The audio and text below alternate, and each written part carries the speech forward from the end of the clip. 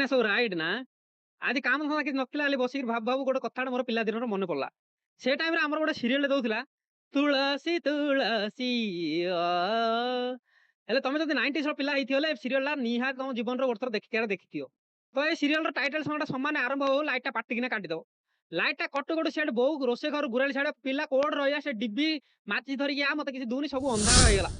ଇଆଡେ ବାବା କହୁଥିଲେ ଜଲ୍ଦି ଜଲ୍ଦି ବାପା ହୋ ସେ ଟିଭିର ପ୍ଲଗଟା କାଢେ ଯଦି ଲାଇଟ୍ ଆଇଲା ହାଇ ଭୋଲ୍ଟେଜ ହେଲେ ଟିଭିଟା ପୁରା ଉଡେଇ ଦବ ସବୁ ଉଡିଯିବ।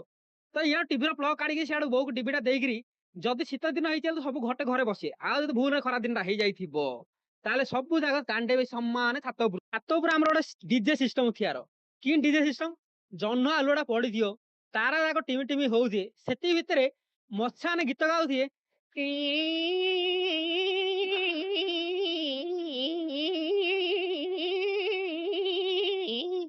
ତାପରେ ଆରମ୍ଭ ହବ ମଛା ବାଡିଆ କମ୍ପିଟିସନ। ହେଲେ କିଏ କେତେଟା ମଛା ବାଡିକି ମାରି ପାରୁଛି ତାର ଗୋଟେ ଗୋଟେ ମାରିକି ଭାଇ ବିଶ୍ୱାସ କରିବେନି ଜଣେ ଜଣେ ଇନ୍ତି ଥିବେ 100ଟା 120ଟା ଇନ୍ତି ମଛା ବାଡେଇକି ବସିଥିବେ। ମଛା ବାଡିଆ ସରିଲା ପରେ ସେତେବେଳେ ଆମ ମନରେ ଗୋଟେ ବିଶ୍ୱାସ ଥିଲା ଯେ 1ରୁ ଯଦି 100 ଯାଏ ତମେ ଗଣି ଗଲେ ଲାଇଟଟା ପଳେଇ ଆଇବ। ହେଲେ ଆମେ ଷ୍ଟାର୍ଟ କରୁ 1ରୁ ସମାନ 100 ଯାଏ ଗଣିବାକୁ 1ରୁ 100 କଣ 1ରୁ 200 ଯାଏ ଗଣିଲେ ମଧ୍ୟ ସେ ଲାଇଟ ଦେଖା ଦର୍ଶନ ନାହିଁ। ଉପରେ ମଶା ବାଡ ବାଡୁ ସେ ଟାଇମରେ ସମସ୍ତଙ୍କ ଘରେ ପ୍ରାୟ ଗୋଟେ ଲମ୍ବା ଷ୍ଟିଲ ଟର୍ଚ୍ଚ ରହୁଥିଲା। ସେ ଟର୍ଚ୍ଚଟା ଆମେ ଧରି କଣ କରିବା ଜାଣିଛ ନା ସମାନ ଆକାଶକୁ ପକେଇବାର କେତେ ଦୂର ଯାଉଛି ଏଲି ଆଲୁଅଟା ଇନ୍ତି ହଉ ହଉ ଜେଜେବାପା ଜେଜେମାର ଏଣ୍ଟ୍ରି। ଜେଜେବାପା ଜେଜେମା ଯିଏ ଥିଏ ଖାଇ ଦେଇକିରି ଛାତ ଉପରୁ ଟିକେ ପବନ ଖାଇଲେ ଆଇଲା ବେଳକୁ ସବୁ ଯାକ ପିଲା ତାଙ୍କୁ ବେଡ୍ ଦେଇକିରି କହିବେ ବାପା ବାପା ମୁଁ ଗୋଟେ ଭୂତ ଗପଟେ କୁହ। ସବୁ ନାତି ନାତୁଣୀଙ୍କୁ ଜେଜେବାପା ଡାକିକିରି ପାଖକୁ ଭୂତ ଷ୍ଟୋରିଟା ଆରମ୍ଭ କରିବେ। ପିଲାମାନେ ତମେ ଜାଣିଛ ଗୋଟେ ଥର ମୁଁ 4ଟା ରାତି ଇନ୍ତି ବେଳକୁ ପାଣି ମଡେଇଛି ବୋଲି ଭାବିଥିଲି ହେଲେ ସେଦିନ ମୋର ନିଦଟା ଭାଙ୍ଗିଲାନି। ସେତେବେଳେ ଗୋଟେ ଲୋକଟା ଆମ କବାଟଟା ବାଡେଇକି ଡାକିଲା अरे माधिया उठ रे 4ଟା ହେଲାଣି ପାଣି ମଡେଇବାକୁ ଯିବା।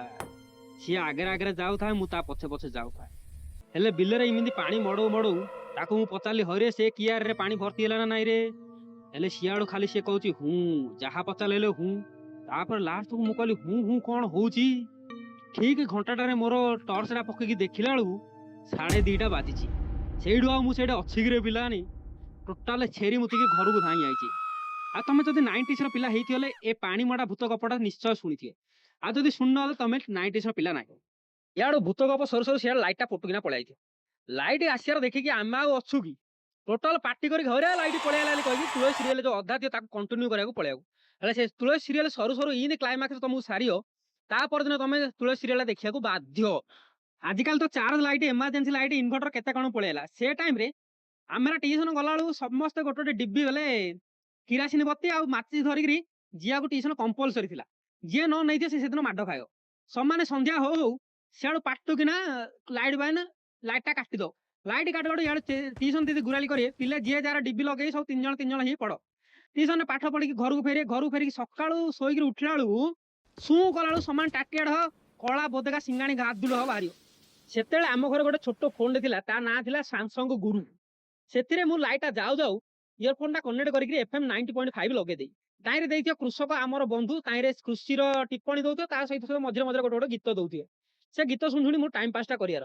ହେଲେ ଯେବେଠୁ ୟୁଟ୍ୟୁବ ଇନଷ୍ଟାଗ୍ରାମ ଏସବୁ ଆଇଛି ଆଉ FM ର ଚାହିଦା ଏତେ ଆଉ ରହିଲାନି। ଥିଲା ପିଲାଦିନର ପାୱାର କଟର ଗୋଟେ ସୁନ୍ଦରିଆ ସ୍ମୃତି।